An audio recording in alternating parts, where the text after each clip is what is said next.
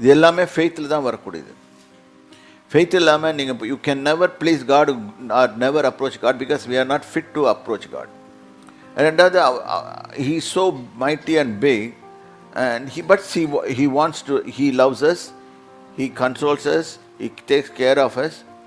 இப்போ இந்த இடத்துல நம்ம அதை இது பண்ணணும்னு சொன்னால் நம்ம ஃபஸ்ட்டு ஃபெய்த்.